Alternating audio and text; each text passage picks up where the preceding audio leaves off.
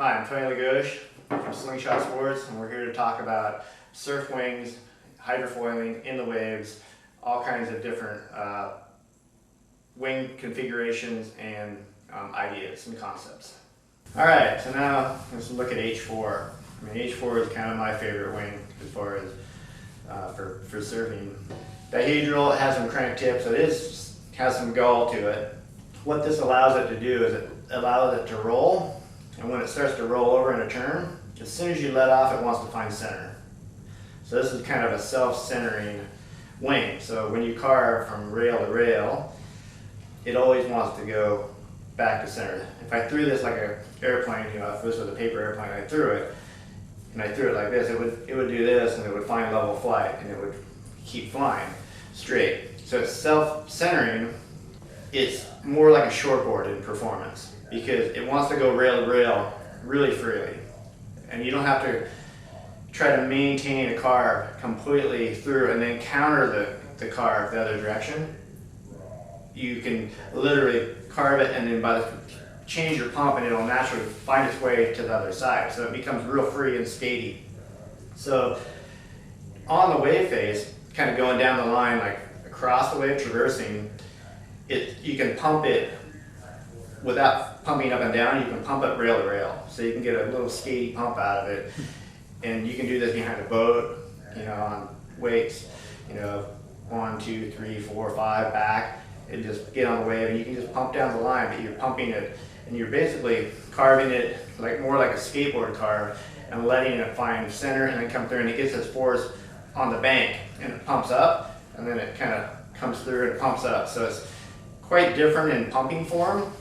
If you pump it more traditionally with a jackhammer kind of pump or a carving pump, because it has so much V at the bottom, dihedral, the water displaces, so it doesn't have a lot of power in that mode. I mean, it's pumpable, but it's compared to an H2, you can't compare them. H2 really has a solid power to it in the pump when you pump it with that kind of jackhammer style. This one, it almost feels like it washes, because the water is just pushing out that displacement, and it just doesn't have the power. But as soon as you learn to kind of do this with it, it pumps quite well, and it's really free. So this is one of those ones where you have to learn how to ride it, but once you learn it, you find all the benefits of it. Definitely feels more like a shortboard because of its tight radiuses and how it turns, than an H2, which is more like I would call it a mini tanker or carvy kind of, or or mini Simmons or something, a fish that has tons of speed, but you carve it all the way through the turns. You're always carving it. Where this is very flicky, rail to rail. It's very responsive.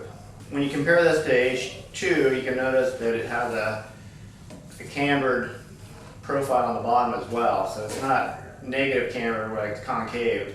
It actually has a foil section, which is in the water is very smooth and predictable, so it actually has great range because it doesn't have that flap down characteristic. So it's, for its size, even though it's a pretty big wing and it has a certain amount of drag built into the whole surface area, it will stay in control at higher speeds. If you want to push it beyond its limits, it doesn't really want to go there, once it gets past 18, 19 knots, but if you get it up to 22, it's not going to try to lift out. It basically just kind of, it's hitting the wall, but it's not really trying to create too much lift when it hits that wall. It's more controllable, so it's actually quite smooth. So the range is just a tad slower to take off than H2. And I would say that it's probably about the same top end speed, but it has more control at the upper end because it's basically just not as lifty. The benefits would be it's carving, and with some technique, it would take off just as early as an H2. The negatives would be that it's not as pumpable, but with some techniques of pumping it rail to rail, it can be just as efficient. Solid carbon fiber wing, it's got winglets. If you look at it, the form is, it's pretty low aspect, so it has a lot of surface area for its size. Its width, It's another thing, where the H2 is 27, it's a 25-inch span. It has more area because of its low aspect ratio, but that's another reason why it goes rail to rail even better, because anything shorter in span, lower aspect, or the span being reduced will let the wing roll rail to rail easier. Okay, let's talk about the connection point of H4. So that if you look at H4 and I spin it around, the CG, since it's so swept, is actually quite far back. So it's way further back than an H2. So if you had both of these wings and you put them in the exact same location in your box, you would find that the H2 has way more lift, and you would want to move this one forward to compensate. So I kind of recommend with H4 is going directly in the switch position, not in the wing connection, and then run it back in the back of your box, and this is a great feel for this wing. Basically, if you have an H2 wing and an H4 wing in your quiver, you can pretty much run them in the same track position of your board, but you will run the H4 wing in the switch position to get the same kind of balance out of the wing, because the center of lift is moved further back with this configuration, with the wings being swept and the geometry of the wing.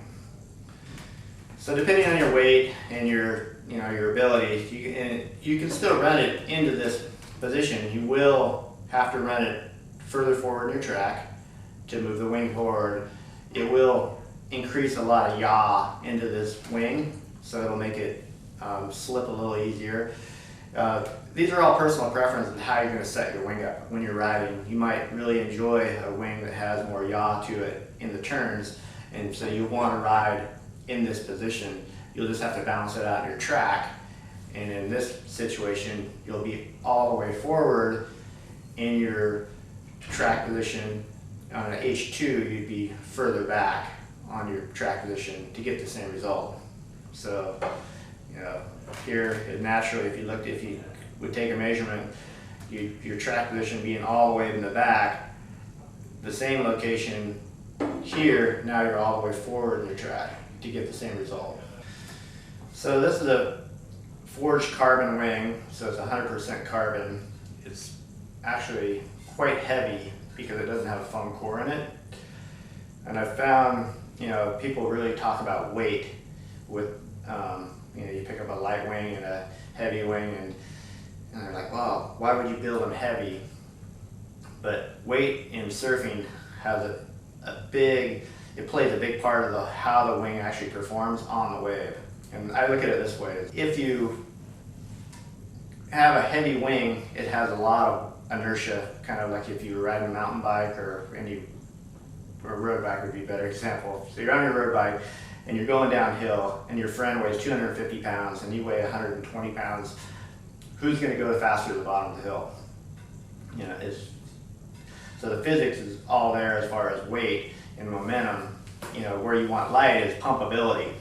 So when you want to accelerate, so you have all this glide. You don't have to pump this wing because it has a lot of glide because of this inertia, this weight. Once it's caught the wave and you've brought up the speed, it doesn't decelerate very fast. So it has a great feel as far as glide and performance.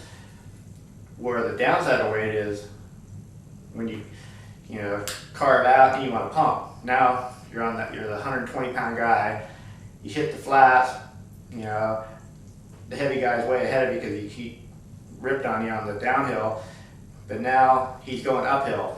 Who's going to win the uphill battle? The light guy. So I kind of found that the solid carbon wings are still in the range where they're still pumpable. They could be lighter for better pumping, but they're still pumpable, so you can link a couple waves. But the glideability is more important, how they glide on the wave.